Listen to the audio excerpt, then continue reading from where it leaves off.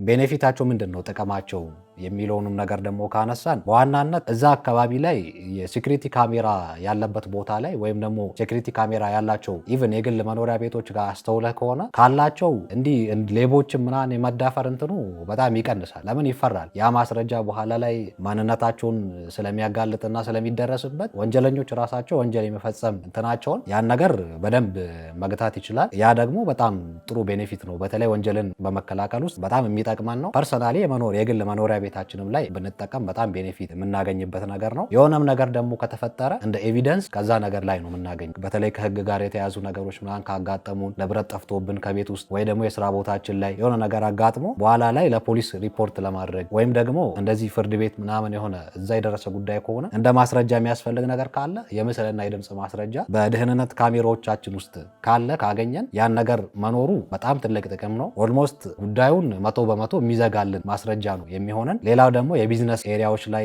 እንደ ፋብሪካ ማምረቻ ምናምን አካባቢ ላይ ያሉትን የሰዎች ደህንነት አለ አይደል፣ የሴፍቲ ፕሮሲጀሮች አሉ። የሆነ ኢንሲደንት እንዳያጋጥም የሆነ የብስኩት ፋብሪካ ውስጥ ቢሆን ለምሳሌ አክሲደንት ሊፈጠር ይችላል። ያ ነገር ያጋጥማል አያጋጥምም እንዴ ነው የሚለው ነገር ክትትል የሚደረገው እንደዚህ የሴኩሪቲ ካሜራዎች ወይም የደህንነት ካሜራዎችን ኦፕሬት የሚያደርግ ሰው ይኖራል። ኦፕሬት እያደረገ ክትትል እያደረገ ከዛ በቀላሉ ያው ነገሩ ሳይቆይ ኢመርጀንሲ ማግኘት ያለበትን የመጀመሪያ እርዳታ እንዲያገኙ ያደርጋል።